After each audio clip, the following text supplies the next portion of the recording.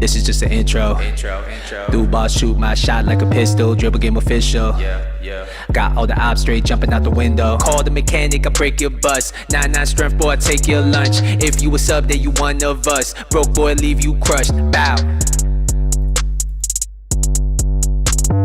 What is going on YouTube? It is your boy One Star a Week, and you are now watching yet another episode of the Broke Boy Road to Glory. And as you guys know, we are in the midst of the weekend league. The gameplay has been sweaty, but despite all that, we have switched the team once again.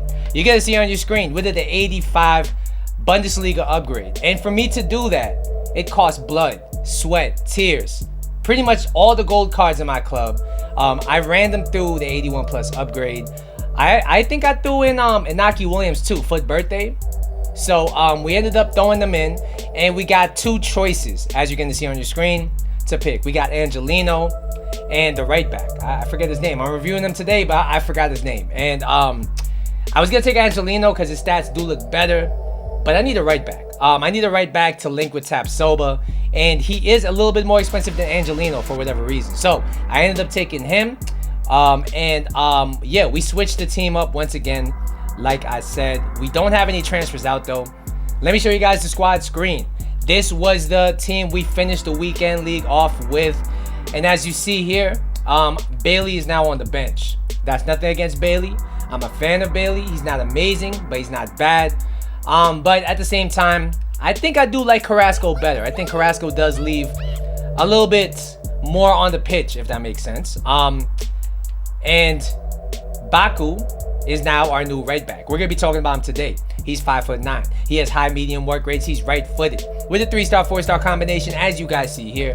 He played 9 games for us in the right back position, and he got 1 goal and 2 assists. Before we go any further, if you're enjoying the content, if you want more content like this, do me a big favor.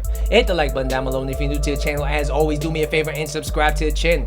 I appreciate all you guys at home for watching this video. So, we're gonna let this Baku card. I mean, I'm not gonna lie to you. His stats look solid, but that's about it. And there's a reason why his price is very cheap. So the question here is he usable in the weekend league? And should you bring him in if you're on the budget? We're gonna see. I mean, his pace, his dribbling stats look very nice. There are a bunch of question marks here though. 76 composure. How is that gonna affect the card during team of the season? We're gonna see. I mean, defensively and physically, his stats look very, very nice, so I have no problems there whatsoever. There is also the question here of the 69 curve.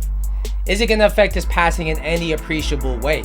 We're going to see, because he has pretty much the prerequisites for being a good fullback on this game, with the pace, the defending, and the physical. We're going to see if any of these cons are enough to draw back from what looks like a very good right back in the Bundesliga. Of course, they did drop the MBABU SBC today, so a lot of people will be opting to use him, but this card does have better links with the German links and everything like that. So let me show you guys where everybody is setting out, and this is a big credit. The only reason why this team is really a possibility, and the reason why I'm able to switch tactics so much, is because of Lucas Vasquez. I mean, I used him as a right back earlier this weekend. Now he's a right CM, and he does equally as well in both positions.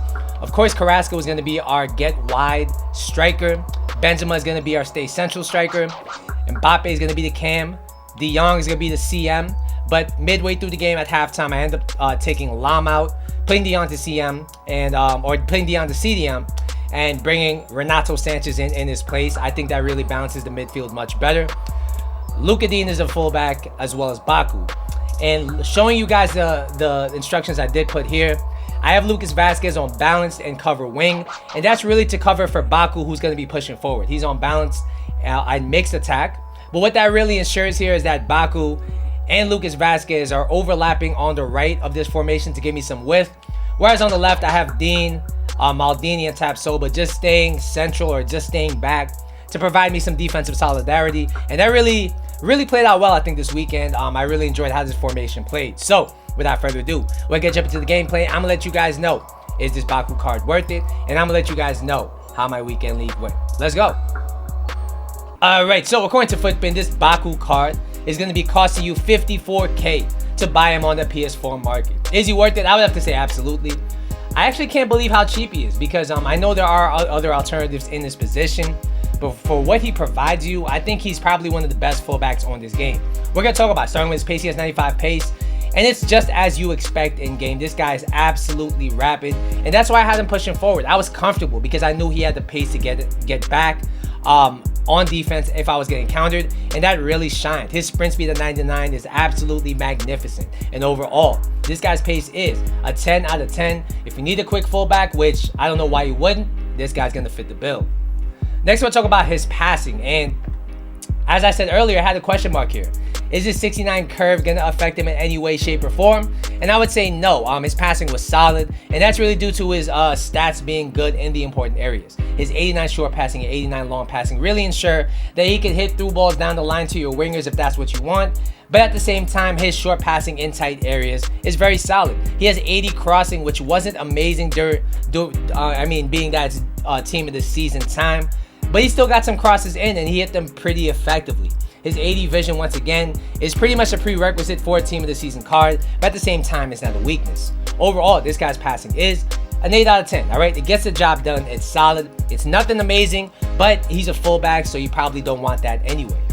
Next, we'll talk about his dribbling, and I really enjoyed this guy on the ball. I have to tell you, his 94 agility and 99 balance really shined. He was able to left stick dribble almost like a winger. I was able to maneuver him very, very effectively without even using skill moves. And if you want to talk about his R1 and L1 dribbling, he keeps the ball very close to his body. He's relatively sticky. So I really enjoyed all those aspects of this card. Now the big question, does the 76 composure and 82 reactions really affect him negatively? Honestly, there were a few times where maybe he got dispossessed pushing up in tight areas where a player with higher reactions, higher composure may not have been. But overall, I didn't really notice these things being an issue over the course of 9 games at the end of the weekend league. I do think if you play smart with him, you're overall going to be fine. And I didn't really notice his composure being a negative defensively either. Overall, this guy's dribbling is an 8.5 out of 10, better than expected. And honestly, if you like attacking fullbacks, he's going to be able to do that at a decent level. Finally, we will be talking about his defending and physical contributions. And honestly, I was impressed. He has 95 interceptions, which means that he's always in the right place at the right time to break up play. And anytime the ball's near him, he does seem to have a magnet on his feet to win these balls. One question mark I had here, which I forgot to mention earlier in the video, was the 81 stand tackling with the 75 strength. Is it going to be an issue? And honestly, I didn't really find it being an issue. I think some of it's being helped with his 87 aggression. And that being said, I would not play this guy at center back. I know fullback at center back is the meta right now, but he's not one of those fullbacks that can play at center back. He has a solid tackle, but not an amazing tackle, if that makes sense. But he does tend to win most of his 50-50s because of his aggression and everything like that. He has 90 stamina, which means he generally lasts all game, and his jumping at 91 is enough to win almost every single header that he should win. Overall, this guy's defensive and physical contributions are an 8.5 out of 10. At the fullback position, it gets the job done. It's very good, but don't think about playing this guy as a center back. All right, guys, so what's the final verdict on this Baku card? I think generally you're getting a little bit more than what you pay for because his price is just so cheap. He should be going for like 100, 150K. I think that's a good price for him. He's a very good fullback on this game. He has everything you need out of a fullback. Really, and I wouldn't use him as a center back, but if you do need a fast fullback, he's going to fit that bill for you. He's going to be able to do everything you need attacking and defensively, and I got to give him an 8.5 out of 10. He's not a world beater, but he's a very good starter to have on your team. All right, guys, you might be wondering how the weekend league went, and I think we got the job done, all right? Unfortunately, we didn't play 30 games. I wanted to play 30 games, but the gameplay was not fun. I'm not going to lie to you. The gameplay was super delayed for most of the day. And just the sweat was on. People were playing in ways to get what they want to get, to be fair, which is team of the season rewards. But we are in the sweatiest part of the weekend league, and it's just not enjoyable for me, honestly. With the gameplay being in the state that it's in, and the meta just being skill cancels, fullbacks at center back. I mean, it's really preposterous at this stage of the game. So I did hit goal 2. We finished at 17-9. I do think we dropped a game or two with that we could have or should have won.